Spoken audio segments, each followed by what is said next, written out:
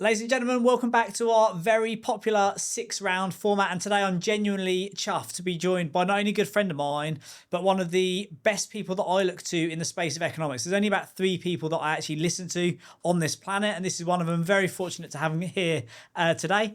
He is the founder of Propenomix. He does the Sunday supplement where he talks about all things business, economics, and politics. He owns over 700 properties. He's done over 1,000 deals. Today, he is my guest for 6 rounds. Adam Lawrence, welcome to 6 rounds. Thanks ever so much for having me, Dan. My pleasure. For the second time. For the first time in a long time, I'm actually going to kick off with the first one. We couldn't have had this timed better because yesterday, Keir Starmer announced his step down and resignation from UK politics.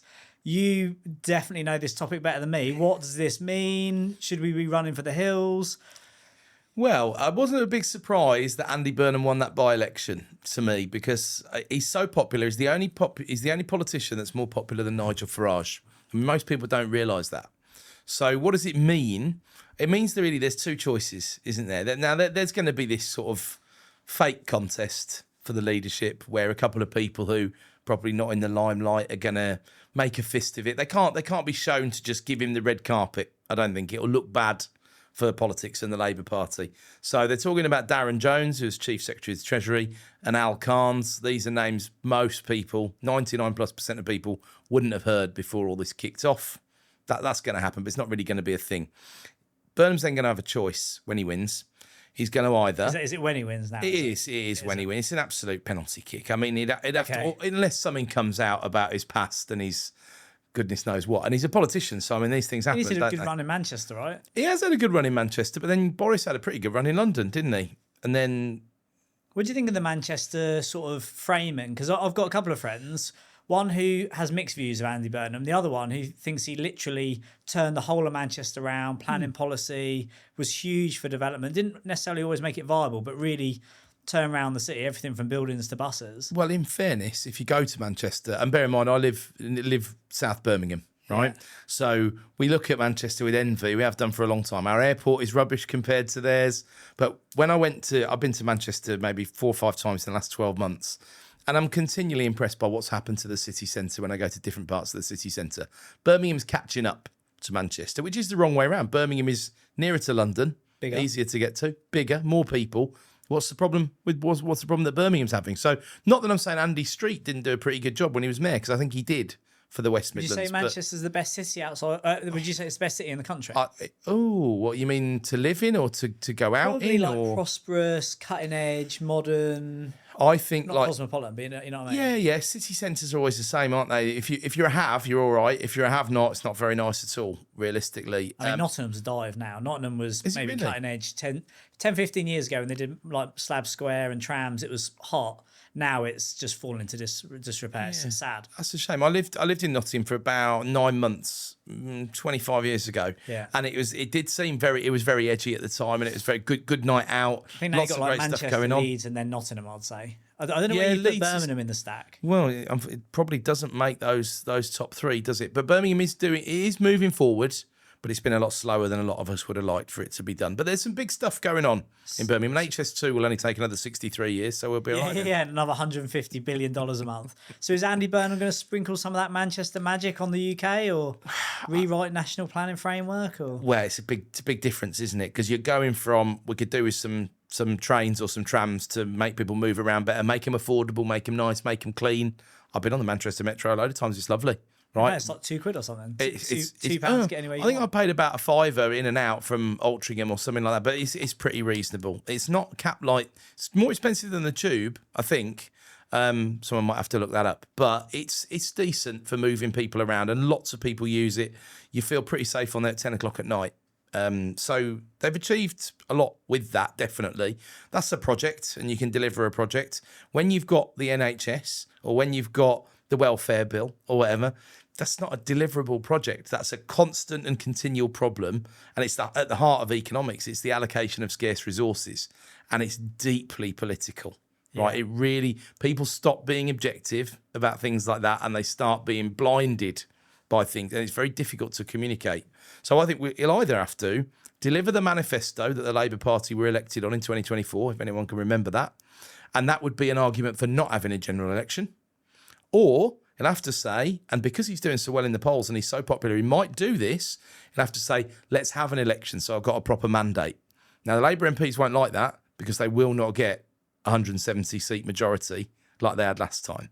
It'd be a hell of a slobber knocker of an election. You'd have everyone from the left to the right absolutely scrambling to put candidates up. What would the most likely outcome be? Like hung or? No, I think they'd win. Do you think? I do, because I think they would catch people unawares enough. Will the Green Party be able to stand a meaningful number of candidates who've been checked out properly? Will Restore Britain be able to do the same on the other side of the flank? No, they won't. Do you think he'd roll the dice? Well, that's the question, isn't it? He'll have all sorts of advice. I suspect he'll have people advising him both ways. Do you want, I suppose if you just look at it as you've got 3 years left, is that long enough to do anything? Probably not, really. Let's face it, the way we introduce things and say, well, that's happening in 2.5 years' time. There was a lot of this in the budget, wasn't there? Rachel Reeve's budget, bring mansion tax and all this fuss, and all these things are coming in 2028, 2029. And well, pensions are another one they're going to have to address, but no one wants to take away the triple lock, you know? So there's ways to sort these things out. But then, if he sort of just rolls into, let's say he rolls into the seat and he's there for July, yeah, and he does continue the manifesto, can he be any more? Is there a limit to how aggressive he can be on any of these policies, or is he just going to be more aggressive trying to deliver it, or is it just is he just passing is he trying to catch a falling knife? Well, you have a manifesto, then you have a King's Speech, right? They did a pretty comprehensive King's Speech in 2024 that obviously the King delivered, with 40 big items in there with a level of detail. So it isn't like sometimes a manifesto can be quite a short document, and then you can say, well, what I meant, it's typical politics, isn't it? What I meant when I said left is actually right. Yeah, what I meant when I said white is actually black. You can't really do that when you've had a King's Speech already. You can try and you can get away with things. I mean, they tried this. We said we wouldn't put national insurance up. Do you remember that one? We meant employees' national insurance. Well, you didn't, did you? Because you didn't say that. You said national insurance. So you broke your manifesto. What's the most likely, let's say he did come in and actually either make progress, get some traction, deliver. What's the most likely impact or changes that we're going to see? Well, rightly or wrongly, Dan, I think the world we live in is more about communication than it is about action these days.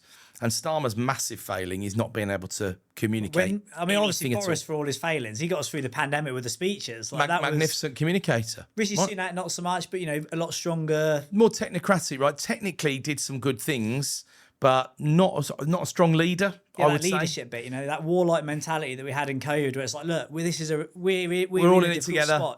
Your country needs you sort of chat. Look, absolutely, because a pandemic is like a war. So there was that. And much as we might have a chuckle about, I always have it when I have a presentation, next slide, please, or whatever. Yeah. It reminds you of Chris Whitty.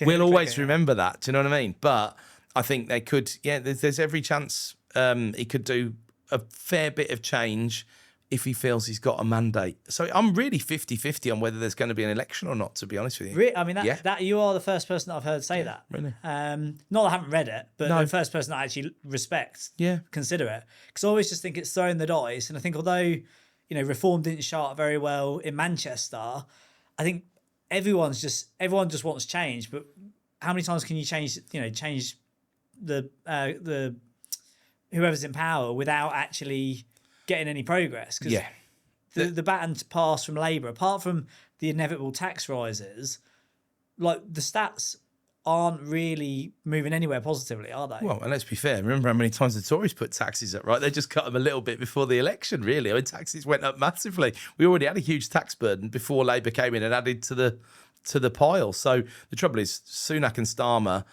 personality-wise, talent-wise, completely different people. But actually, from a public perception perspective, talking about complex things or not talking about anything anywhere near enough, don't know what's going on. In the absence, someone fills the void with TikTok. Better communicator comes along, Farage, right? Fills all the airwaves with stuff, true or not, pushing the truth like all the politicians do, right? And then that's it. So it's the old perception is reality. Marketing is so much more important in politics. And politics wasn't really ready for it, It wasn't ready for social media. And I do wonder whether, I was thinking about this morning, in preparation for this, I was thinking, if you had, because there's like all this noise, right?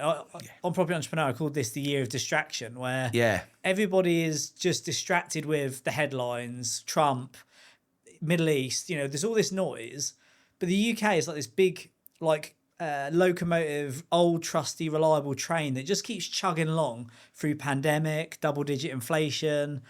Is it getting to a point where this noise is just that surface area, this fog, And actually, as entrepreneurs, we can operate underneath it, because when the board members or some of the property entrepreneurs ask me about what do I think is going to happen, I just think it basically buys us another 2 or 3, well, in the immediate, another 3, 6, 12 months of just uncertainty where nobody does anything apart from us that are going to go out and do deals, look for motivated sellers. Yep. I can't believe, well, we'll talk about the property market separately, but I can't believe how good the economics are for us as investors right now. Good the economics are for us as investors right now.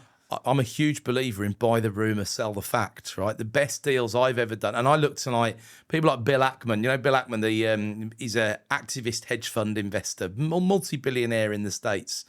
And if you listen to him, he's a very intelligent guy. But if you listen to him talk, all his good war stories end with, or start with, there was uncertainty. There was a drop in the market. There was this. And I saw he bought Google when 15% came off the share price. Do you know what I mean? So he bought Google BMV effectively. Yeah. And he talks about how he did it. And he saw what he saw coming was what actually happened. When you've been through enough cycles, it's quite predictable, that especially when you get older and you like decades into these cycles, you can be far more bullish, can't you? Well, and when you've been a student of economic history in this case, or the history of the property market, you tend to draw parallels with, this is a bit like everybody's mistake they make is they go back to, it's another 2008. I mean, I don't know about you, but I've heard that so many times since 2008, and it's never been another 2008.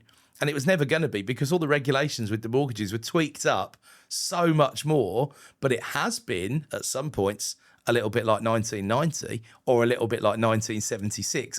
So the comparables are there, but it's that recency bias that people have. I think with property market specifically, 100%. Equally, one of the topics we'll come on to, I do wonder whether history is repeating itself, but we'll come on to that. Over to you.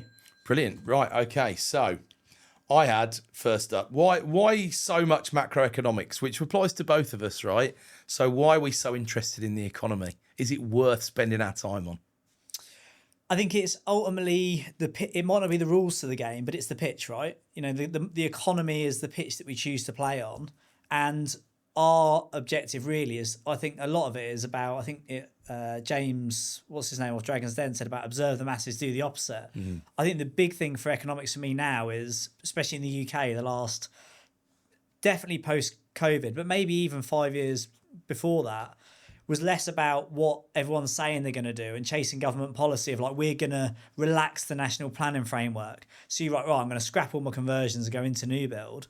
I actually think, because it's so slow moving and it's so, I just don't think it's fact. Everyone's hearing this noise, and I think we can see through it to understand where the opportunities are. And when the front page of the paper says the house price is going to crash, fuel price is going to go up, everyone's going broke, to me, I'm like, this is phenomenal. Let's move. Yeah. I think to me, that's what is important. What about you? So it's about getting that big picture side of things. Well, it's interesting to say about the planning thing, because, again, a bit of political history. You know, the Labour Party are the ones who've got form for making planning easier. It's the Conservatives who tend to hold it back, especially down in parts of the southeast where they've got a very loyal voter base, right? So again, you knew that was what was going to happen, and of course they made those noises.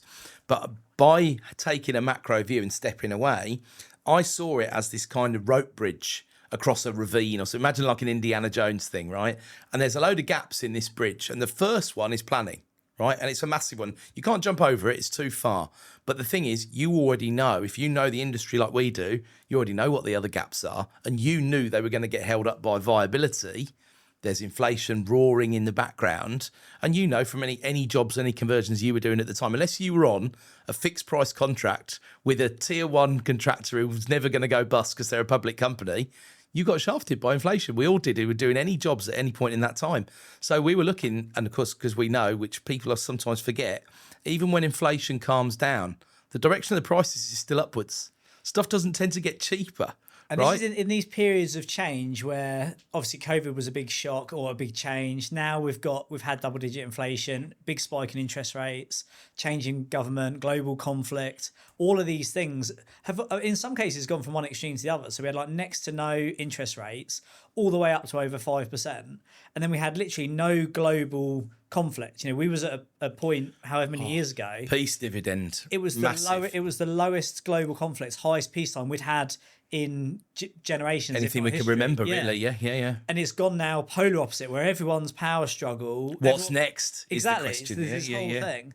And I think for you and I, and the reason we advocate it so much and we sort of would nail our flag to it is because in periods like this, it's a bit of a double-edged sword where it's so easy to make money. I genuinely have never seen it be such an easy time to make money in assets and specifically property.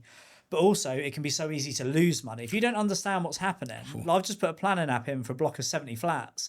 And I genuinely... New build or conversion? Half and half. Oh, right. And I think it's genuinely possible that I could get the planning app, because it's a major app and it's listed. Yeah. It could be 6 months, 12 months before I start on site. Sure. I genuinely think it's possible. It's not commercially viable to build that site in 6 to 12 months. Yeah. And I've bought it, 7 figures cash, with that understanding to have a plan B and C. Yeah. Whereas if you don't understand that's where the Well, or if you buy going. it with aggressive financing or whatever, if you're linked to the base rate or whatever, it could take 2 years, couldn't it? And then, if people who are buying like a car park near a university for £1 million cash, putting planning in at the minute for 500 PBSA units. Braver men than me. That is women. Suicide strategy, right? I would think so. I mean, students particularly.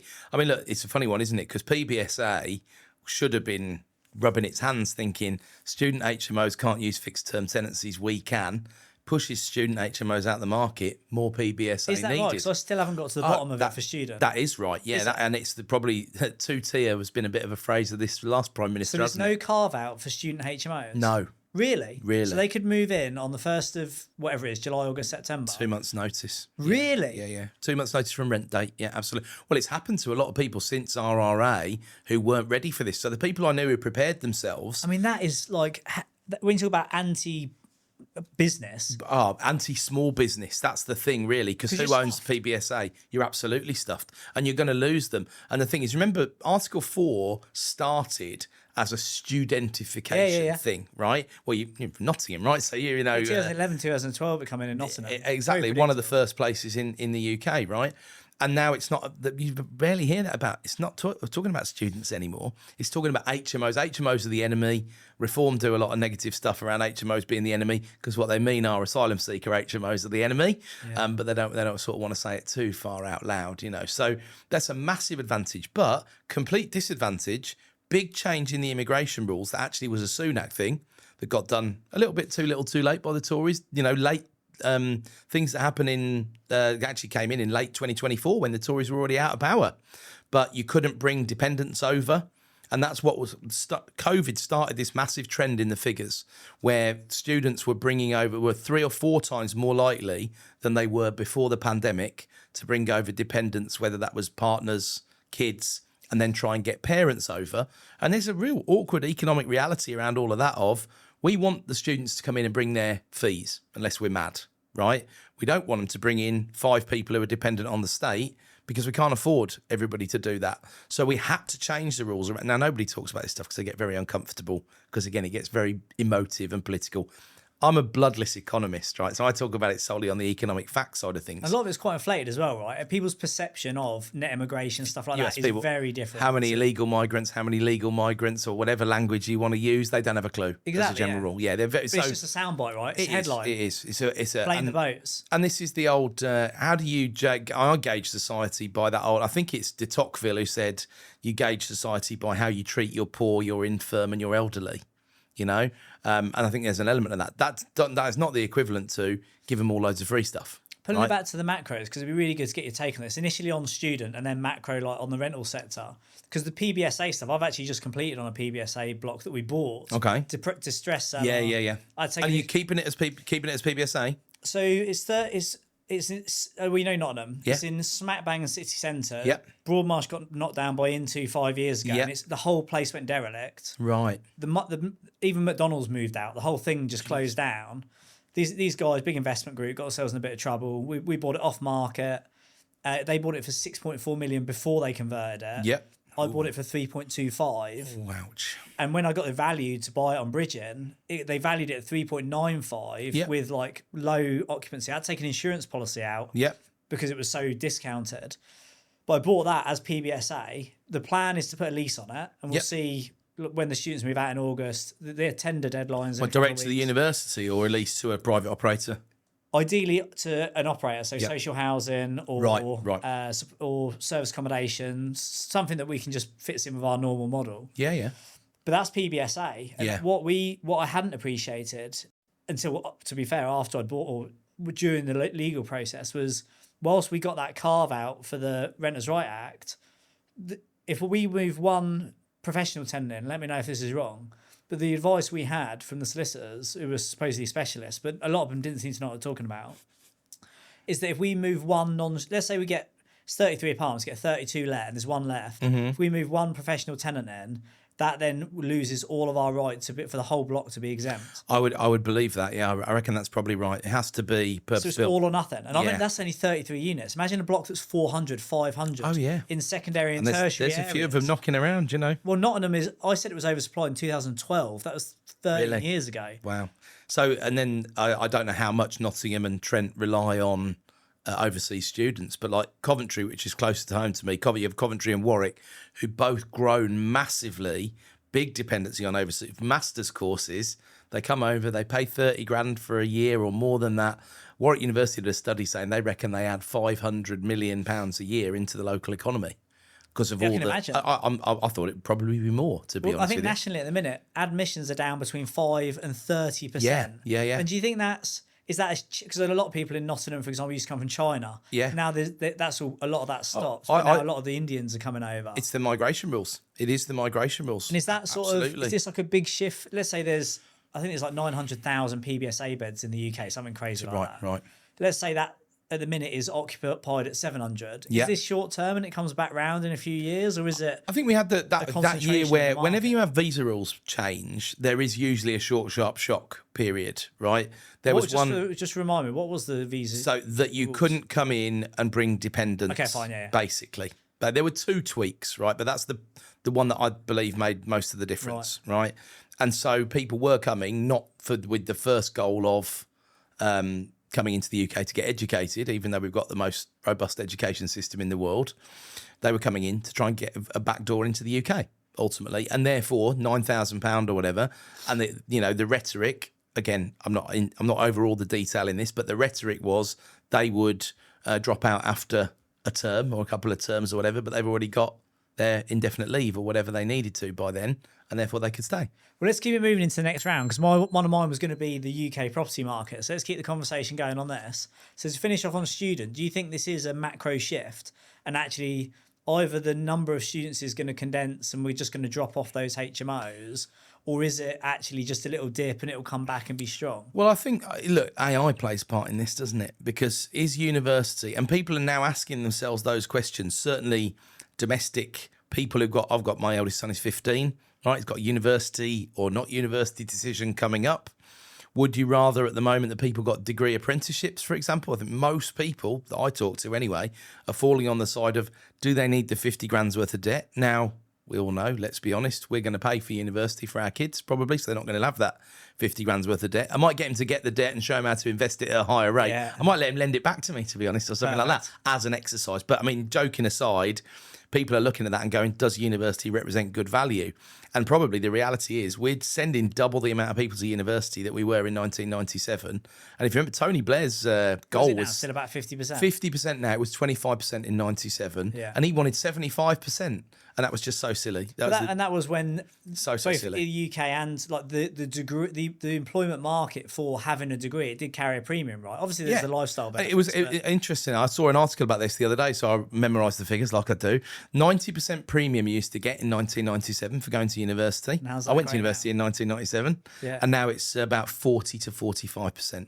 But the other thing is that people aren't talking about is that's still higher than I would have thought. I would have thought, obviously, again, it's the headlines of like the graduate market's definitely down, vacancies are falling. Yeah. But you still get 40% premium over on your gross. On your gross, for 4 years instead. Yeah. Okay. Yeah, that's right. But ultimately, you've still got the debt to carry, haven't you? And how does that play out? Now, this FT article didn't go into the detail of what would you want to know? I think what I would want to know is one simple metric is, at what age am I actually better off for going to uni then? Yeah. That's what I'd want to know. Do they still have like the write-off age? I think there was like a minimum earnings. So it was going to be, it was 50, wasn't it? And now they're saying it's going to be, is it 30 or 40 years of post-university or something? They're trying to stop it being, but there are people. When we took it out, I assumed it was like not interest-free, but it was like COVID money. It was like 2%. I was like, Yeah. but now it's Well, like this is the thing, isn't it? 5, When 6, 7, 2010 to 2021, it was nearly no interest. You didn't have to talk about it. And then now this conversation is not framed correctly by all the commentators who talk about it, because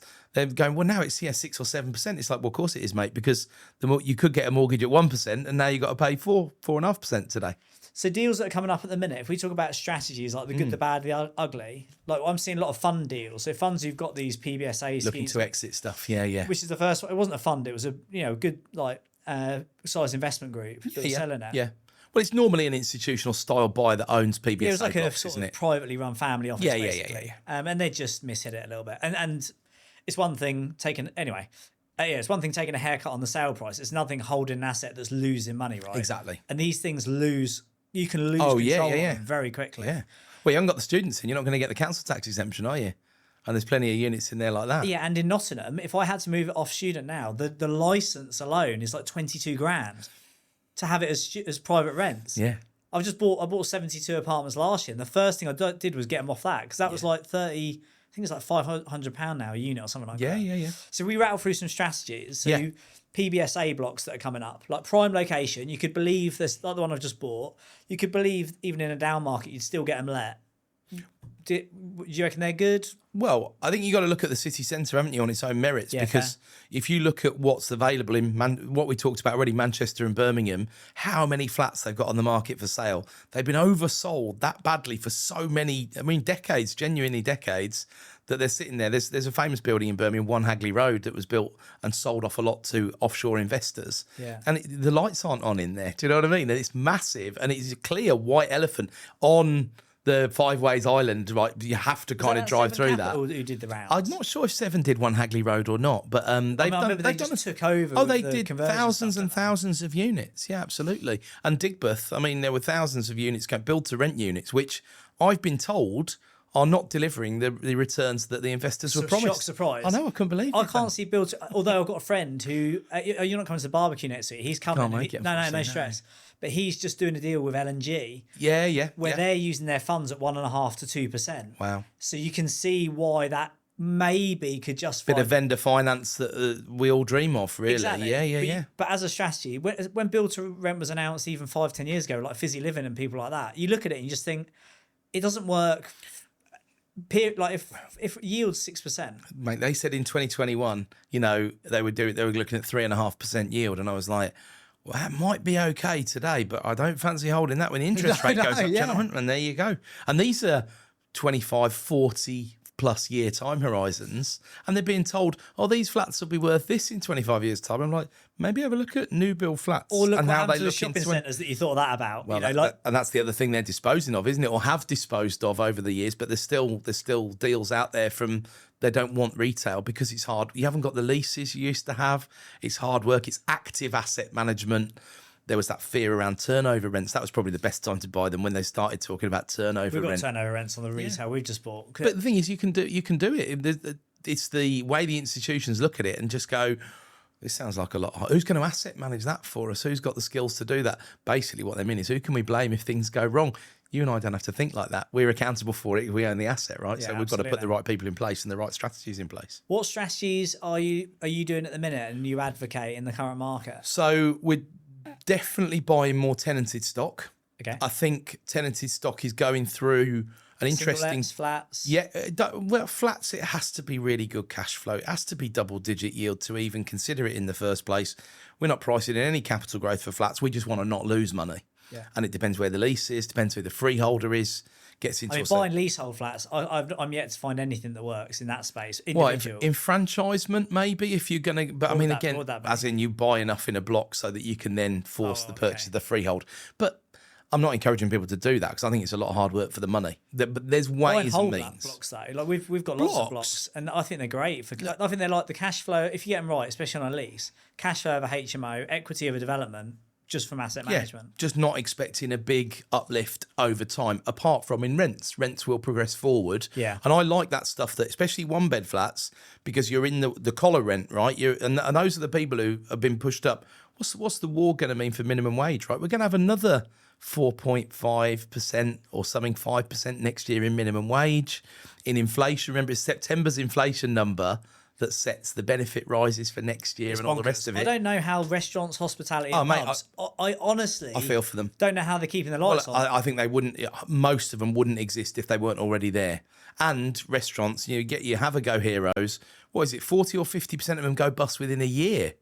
People just don't do the numbers on a small level. But look at the private equities record in backing restaurants. I'll sit there and have a beer It's or not eat good. some breakfast or have a green tea or whatever in a venue and look at it and just be like, how are you making money? Like, when you'd like me, you do the maths. You sit there thinking, how does this business work? even the Ivy in Nottingham, we was there yesterday for our team QGM. We walked in, prime lunchtime, I think the table was 1:30, and every single table was rammed. But within 90 minutes, it was empty. It's gone. Yeah. And I know how much they paid for the building. Yeah, right? yeah. Well, the landlord fronted them on the refurb, but you just look yeah. at it, and the Ivy is like high standard, lots of service, but good margin. cheap food. Yeah, Like for what it is. Yeah, like yeah. value for money. Yes. It's not like you're paying 25 quid for calamari. It's like £7, £8. And you think, But then where's the sometimes margin in you that? see the business model of some of those Michelin. I mean, the Michelin star restaurants go bust, don't they? I remember one telling me once we have like 64 deliveries a day of locally sourced produce, and that the trouble they go to make sure it's all these special things,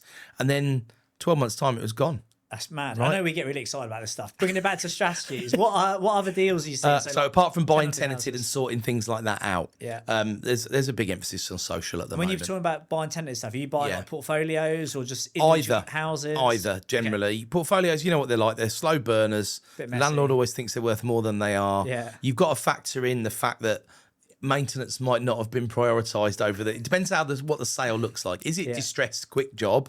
In which case, they might be very well run, right? Normally not if they're under distress, realistically. Or they might have been trying to flog it for 2 or 3 years, in which case they've turned the tap off on the bloody maintenance. So you've got to remember there's going to be a big What debt transition stack would you use pain. on stuff like that to make it work? Because if you've got yields at 6 and finance at 6... Yeah. So we've done a couple of different things with them over the years. Bridge to get out onto term as quickly as possible. Maybe we're selling some off. Maybe selling off 10%, 20%, 30%. Just to bring the gearing down. Exactly. Just to balance the books properly.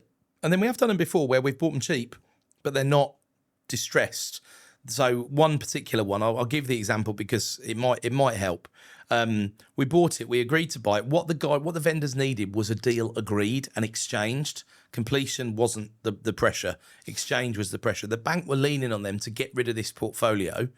The bank were happy to keep funding them in developments they were doing, but they wanted this portfolio off their books. They thought they owed too much on it. Right, so we found a funder who would lend us, and don't ask me why the numbers were like they were, but they were. Okay.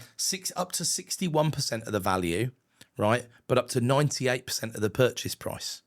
So if we were buying it at about 63p, we'd have borrowed 98% off a term lender for that portfolio, right? Very impressive. It really, really good, really good. What's the rate? We were buying it about 67.5p, so we had to put a bit more money in than that. 4.25 above base we were paying. Now, That's quite high. Yeah, sure, but it's just still cheaper than a bridge, just about. And at the time, I You think said it was a term lender, but it's not a term it was product. it was a term product. They don't do bridging. That bank, it was a small bank. But would you sit on that?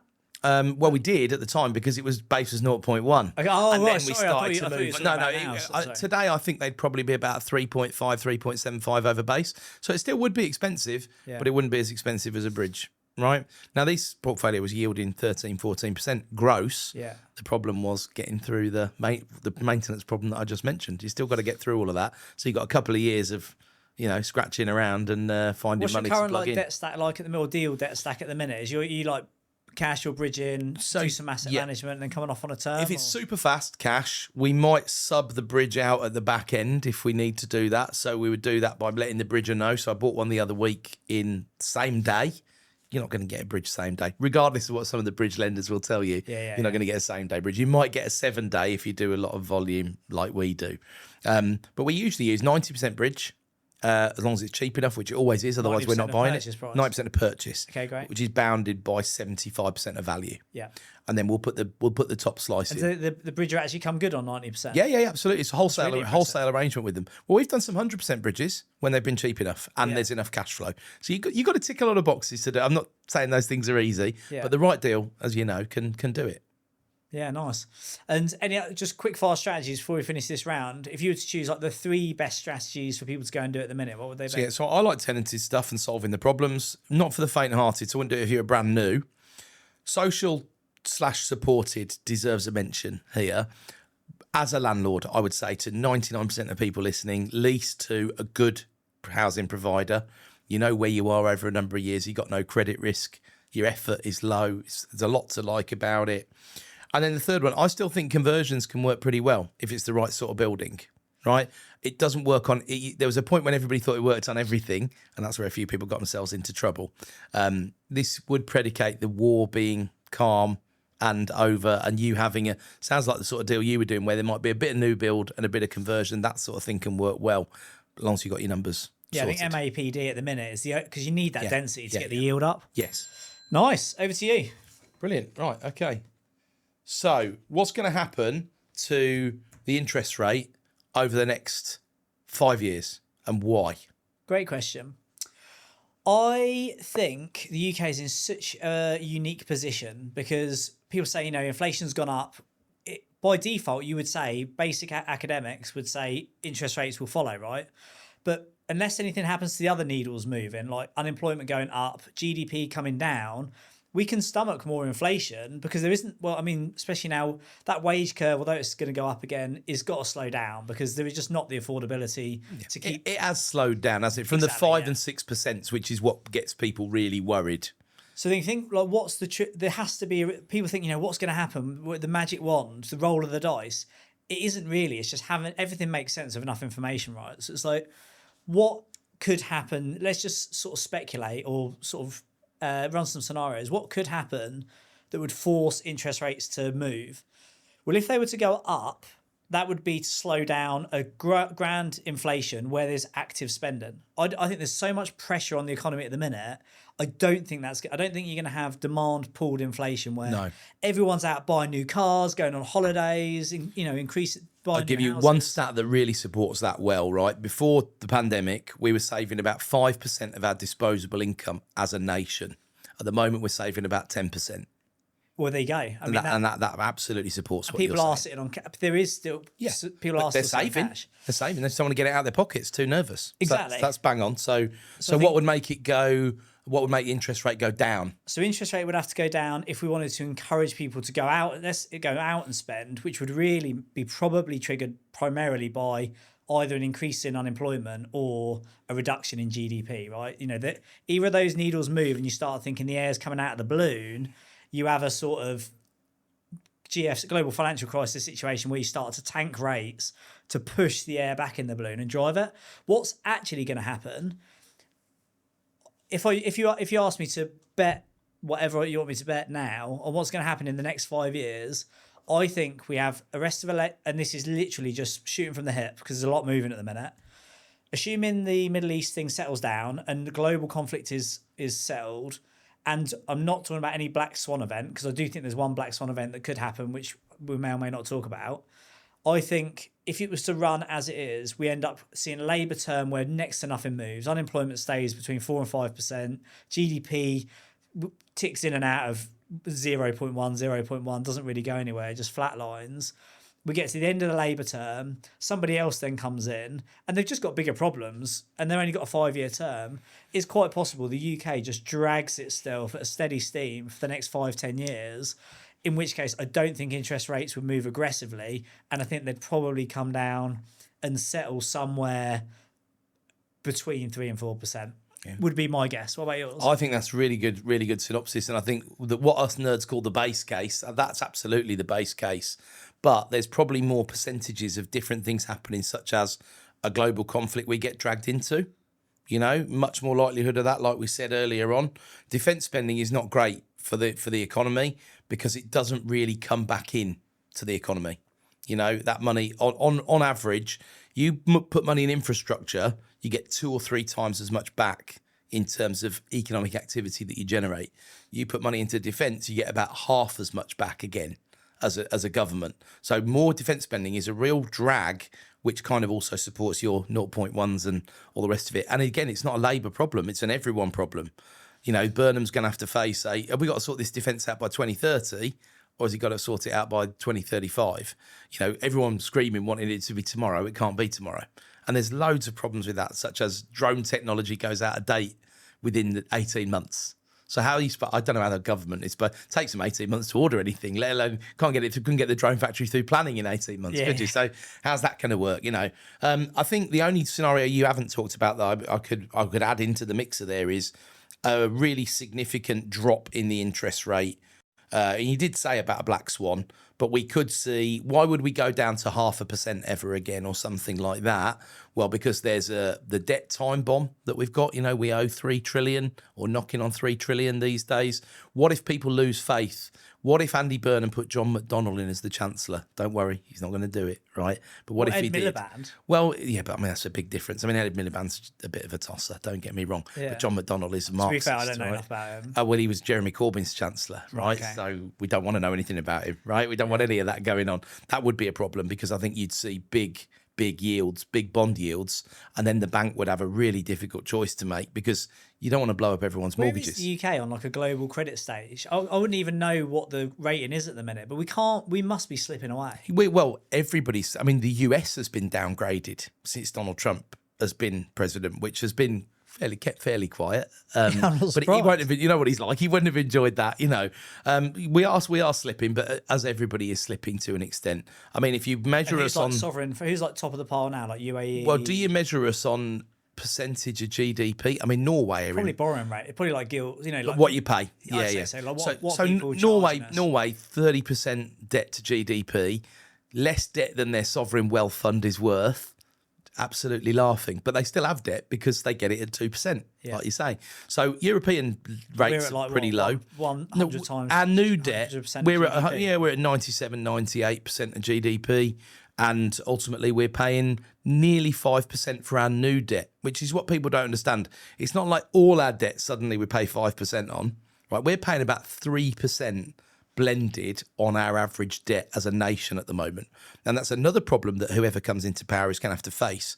Because that if we're at 3 and our stock of debt and new debt is 5, obviously that 3 is going up and up and up until... And if you were to hedge your bets now on interest rates over the next 5 years, what would you say? Yeah, I think I'd be on the high 3s side. So I think 3.754 is where I'd love to think we might be at 3, but I think we'll land closer to 4. But I believe we're in a 3% inflation world.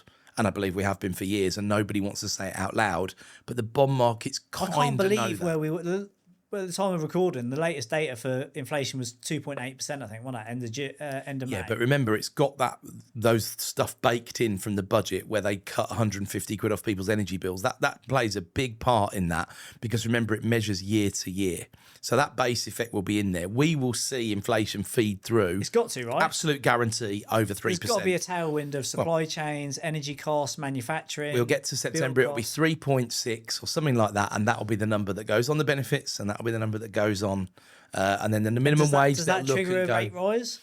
I don't think so necessarily. Not less unemployment spikes. Look, we're 7.2, right? The last Bank of England meeting.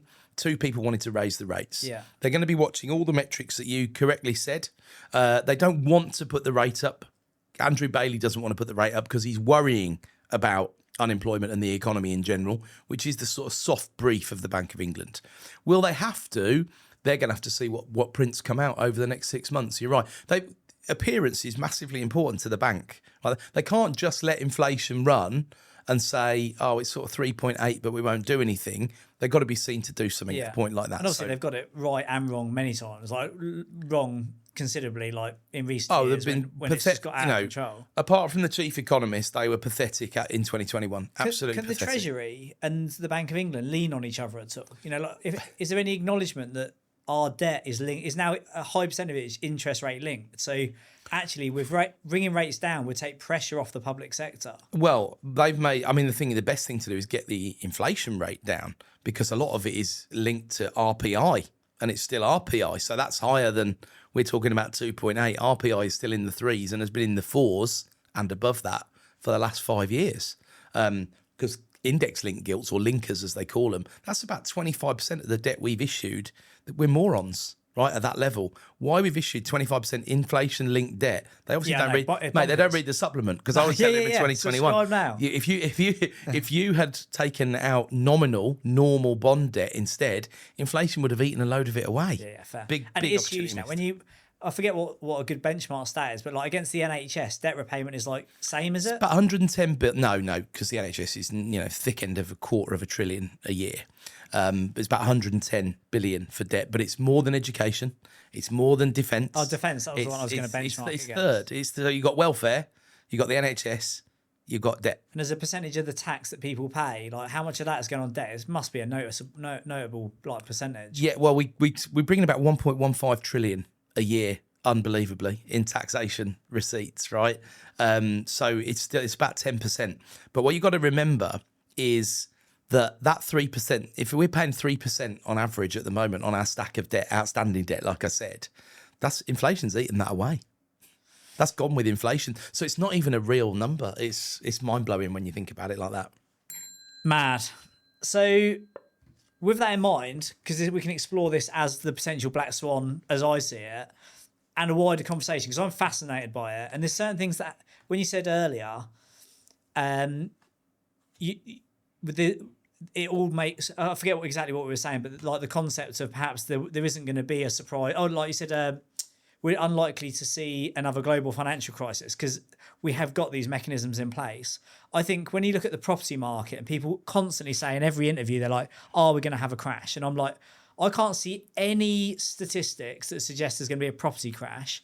So when no you look chance in the world. No chance. Because there's no bubble. You can't have a crash without a bubble.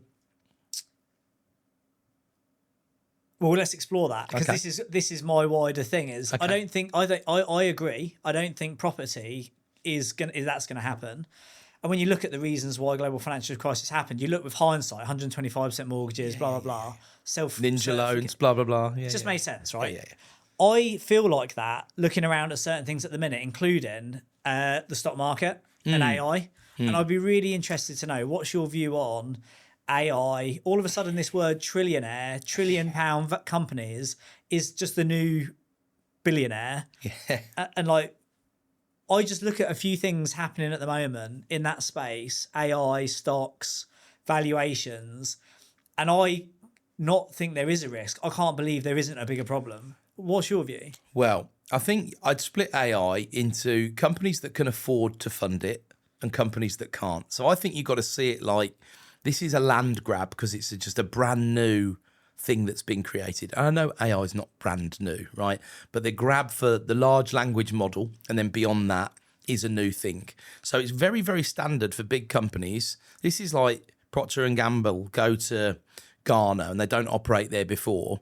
They won't worry about making money. They'll lose money. They'll grab land because once they can supply however they need to in Ghana, right? I'm sure they're already in Ghana. I'm just thinking about it because England are playing Ghana in football, that's all, right? But they will do whatever they need to grab the land and won't worry about the margin. Then as soon as they've got control of the market, they'll tweak the pricing. It's balance sheet versus P&L, right? Exactly. So exactly. double down, and it's what the shareholders want to see. They want to see growth. People want to see growth in what they're investing in. Growth. Remember that, Keir Starmer, right? R.I.P. But that, on both fronts, unfortunately. So that's what you've got to consider. You've got to think about, they're not trying to make any money at the moment commercially. Now, they've got to be half sensible. OpenAI is losing $100 billion a year. Can OpenAI afford to do that? Are Microsoft going to sub that? Microsoft makes a lot of money, right? I would suggest Alphabet, Google are in better shape to fund Gemini than Microsoft are to OpenAI. Then you've got Anthropic and Claude, and that's a real outlier because fastest growing company of all time, soon passing $1 trillion probably, and it's by the time it gets to IPO, it'll probably be $2 trillion, and then it'll IPO, and that one will go off like a rocket. Not a SpaceX gag there, but it will go off like a rocket when it does. But at the moment, they lose. If you're a £20, you're listening to this and you're a £15 a month, £20 a month subscriber or whatever, they're losing bombs on you, right? They're losing a fortune. The amount of compute power, the amount of processing power that takes. The average user costs them about 200 quid a month, right? At 20 quid subscription. That's not a very good business model, you might say, and you'd be right. Then you've got some of us who are using the higher level subscriptions. Then you've got the enterprise level. They're paying via tokens. And this is the future of what needs to happen. So they're having to pay for it. They're doing API, advanced programming interface. It stands for computer talks to computer and pulls data and pushes data and makes queries and all of that in the background. So if you start or I start an AI tech company and it's got to do something, it's making calls to an API model that's powered by one of probably OpenAI, Anthropic, Gemini, Google, right? So they're making money on those. And that's where the big money will be made. And that's why you saw this huge haircut in SAP and a load of other software as a service companies, because people are like, well, you can build that within Claude. And if you can, you don't need to pay all those people all the money you're paying them at the moment. You can do it. You can literally do it yourself. But who's going to take them? These companies aren't stupid. In fact, arguably the cleverest people on the planet work for these companies at the moment, right? So if you go, well, we can take out SAP and we pay them $200 million a year, guess what Anthropic are going to want to try and charge you? They're going to try and charge you $199 million a year, aren't they? So the market and what people pay, there could be this massive deflation that some people have talked about. And don't forget, tech, someone told me the other day they had one of the first Texas Instruments calculators or something when they were new. I think maybe 1980 or something like that, 1975 or something like that. And it was some incredible price, like hundreds of pounds back then, which today would be thousands of pounds. Now it's £6 off Amazon, right? For a calculator that's 1,000 times more powerful than that old one. So there is deflation, and there is, to an extent, risk of deflation that could come through AI. What's interesting at the moment is if you look at the Google chief exec has just been booed off the stage somewhere for giving a talk and talking about AI. There's this huge groundswell of anti-AI feeling.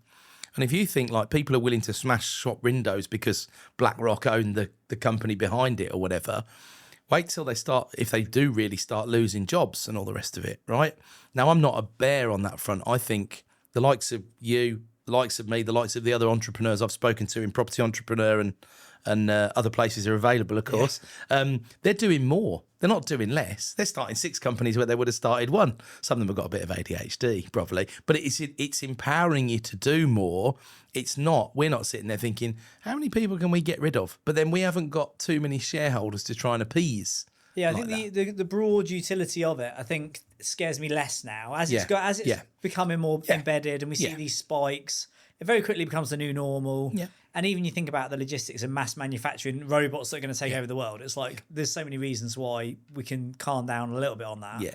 But when I'm looking at, there's lots of different things. One is the price to earning ratio of the stock market. Yeah. I look at that and I just think it's not quite .com, but it's pretty ugly. When you talk about bubbles, even just listening to you talk about the debt and losing this money, that looks very .com to me, right? And you think, wow, this company was losing 100 million, whatever it was, a month or a quarter, and it's just going to go and IPO at 1 trillion, 1.2 trillion.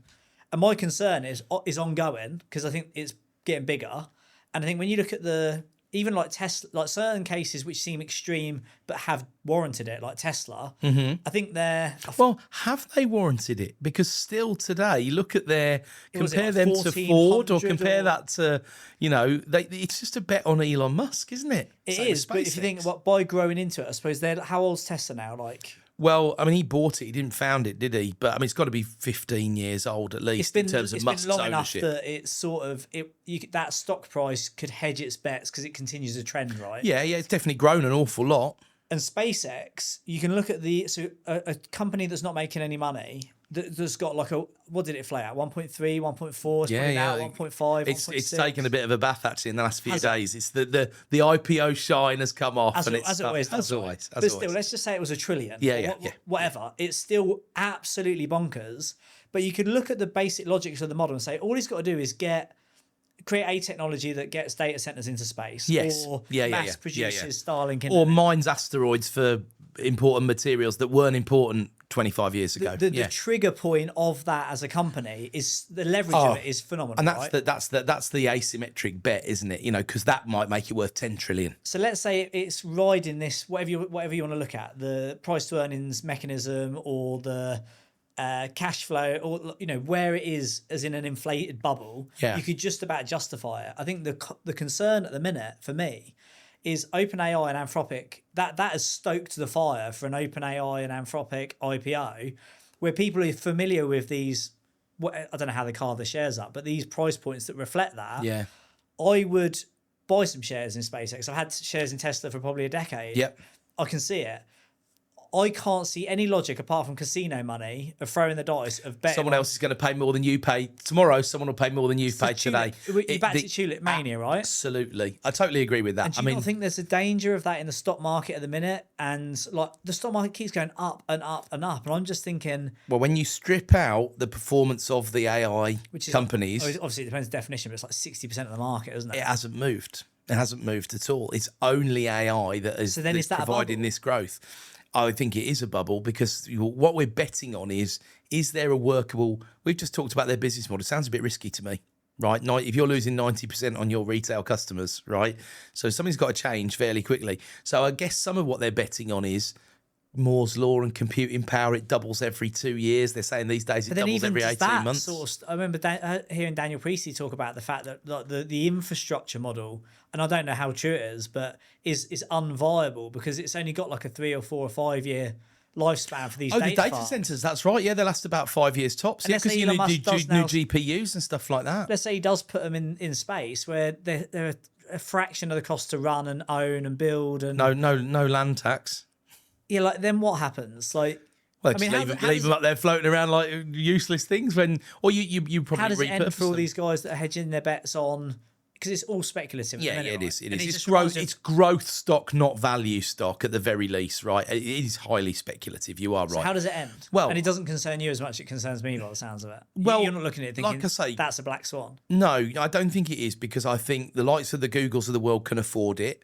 Retail investors will get hurt. When you say how does it end, retail investors will get hurt real badly. Probably in OpenAI, I think. I think Altman is not...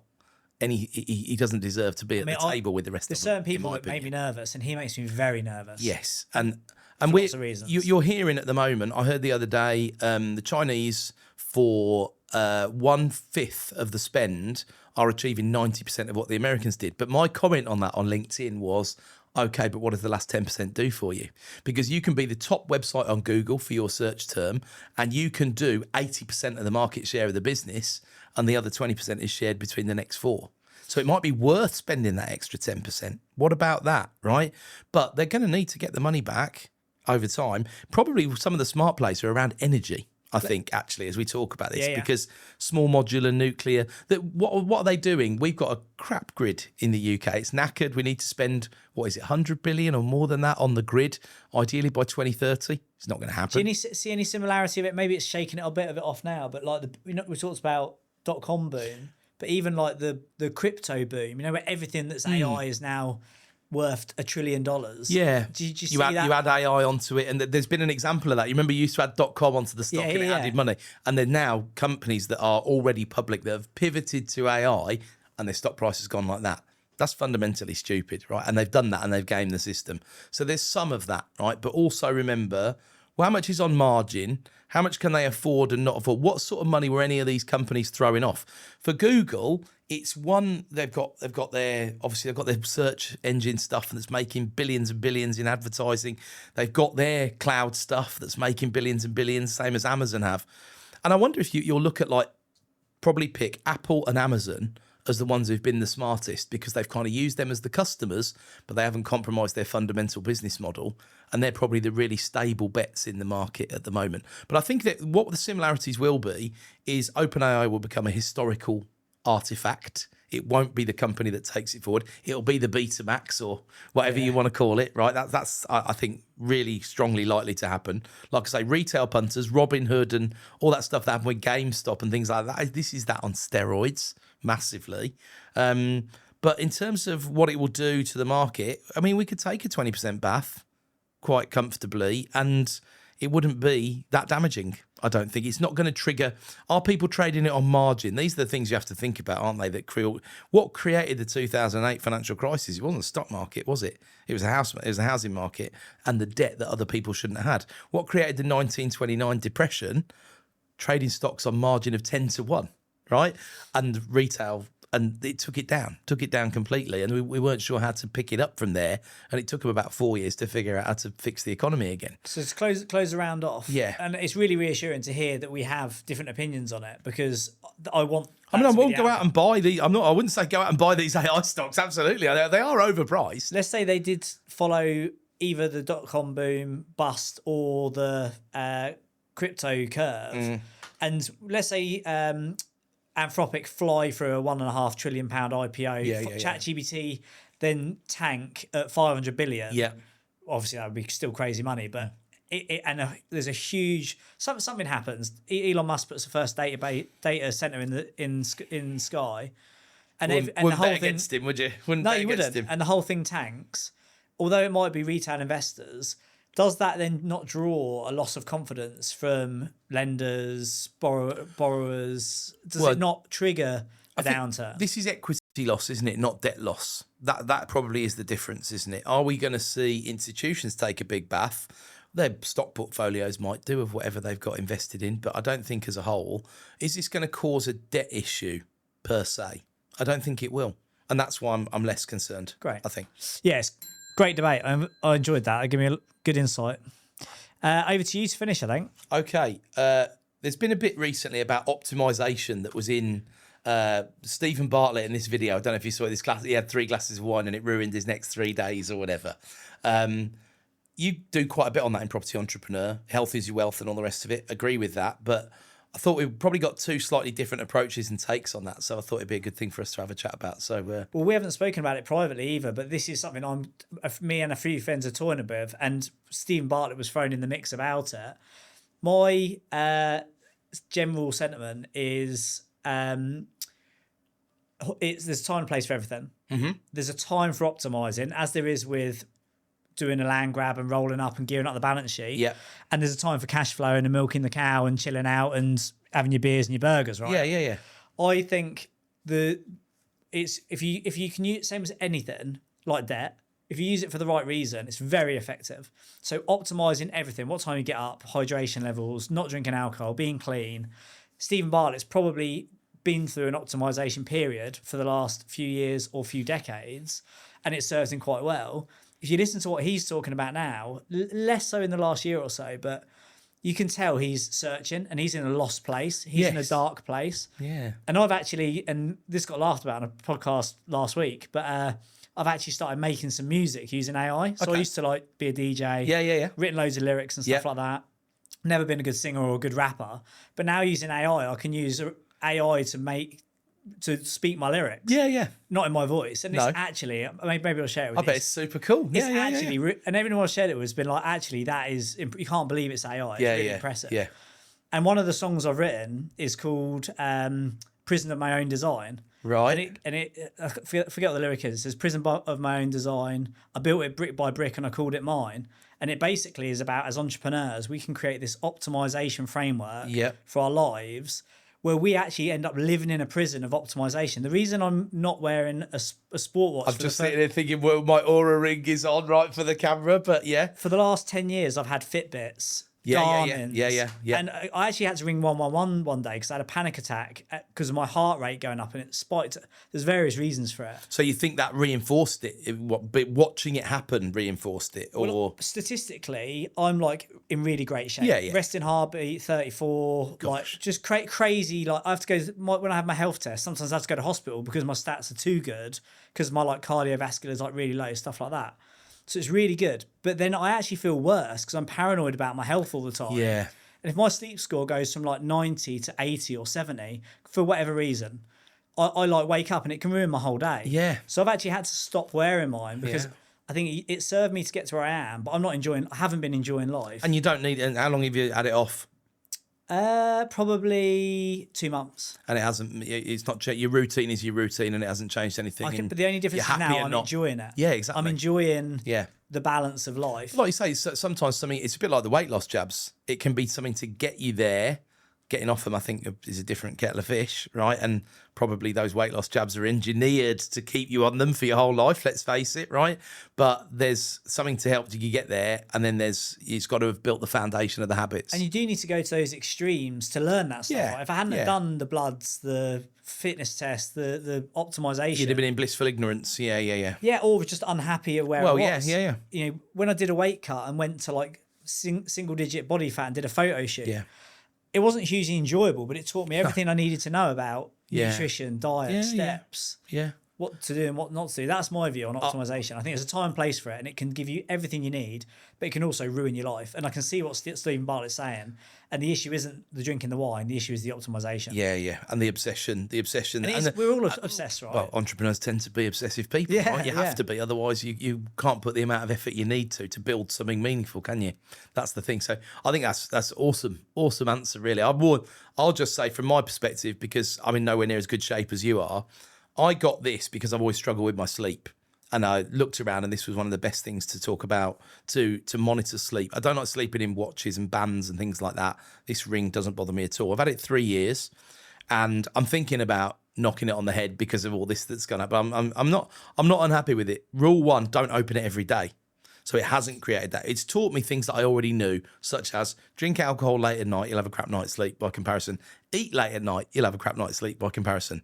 That doesn't mean never do it. It means know that you shouldn't do that on a Monday, Tuesday, Wednesday, Thursday, Friday. Or do it with awareness. It's like if you're waking up every day wondering why you feel like crap. Yeah. And you don't know, then the watch is phenomenal. And that's what I learned. The biggest thing was about eating late at night and drinks. My sleep's always been terrible. Yeah. And I think again, it probably comes through the territory again, doesn't it? That's the thing. You can have overactive brain. 2 or 3 beers late at night, wake up, literally 2 beers, wake up the next morning, my sleep score could be 14. Yeah. Like you've had zero sort of what was it, like REM sleep basically. Yeah. And it's really depressing. It wasn't worth it, sort of thing. I can't do any work today. I'm way too tired. this is it. But this is what personally, I've never given up alcohol. I've thought about it a few times, right? But I thought I don't want to, right? I don't want to not enjoy the mythical when I'll go out to dinner and have a glass of wine. Very rarely do it anymore, and I've got too many kids to worry about things like that. But the mythical, I'd still like to enjoy a nice red wine with a steak, let's say. I don't want to forget about what that might be. So I don't feel like I need to do the hard stop, but I feel like I'm well under control of it. Whereas definitely points 25 years ago or whatever, where I definitely wasn't under control of it. From my experience, one is harder than none. I could do zero anything. Interesting.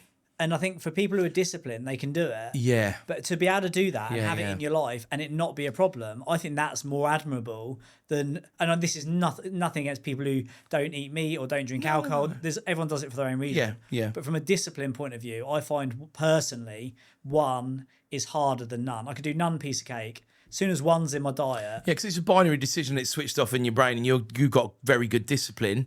That's why you're in such good shape, right? Apart from anything else, right? You can just flick the switch. But then once you've let the switch push open a little bit, it's not binary anymore, and it's a little gate, and then you just think, oh. And also that bit of 2 yesterday, 3 would be fine. Yeah. Maybe I will have one after my dinner rather than before my dinner. That sort of thing. It taught me a lot about, Andrew Huberman has a pretty good podcast on health stuff. I don't know if you ever listened to it. Stanford professor guy. There's so much in there. I mean, there's dozens and dozens of useful hours of stuff. But then he'll say things like, what you should do is, because he lives in California, right? He's a professor at Stanford. So he's like, right, first thing in the morning, don't get your phone light in your face, get natural light in your face. And I'm like, you've never lived in England, mate. You want to try and do that in December. You have to stay in bed till 9 o'clock to do that. And then it'll be completely grey outside anyway. So there's balance, isn't there? Balance is really what we strive for, I think, is probably how we would round this one up.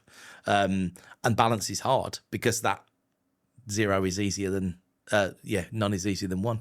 And I think if I was to plot a line of what my balance looked like to finish off the episode, it's probably like UK GDP. I go up a little bit and I go down a little bit. No, I reckon it's like that graph of what's it like to be an entrepreneur, and it goes around. That's what it's like. Yeah, that's the reality. We were talking about this 3 years ago. We'll be talking about it in another 30 years. So nicely done. I enjoyed that. Me too. Good man. Cheers, Dan. Spot on. Thank you, mate. Really appreciate it. Thank you for making the journey.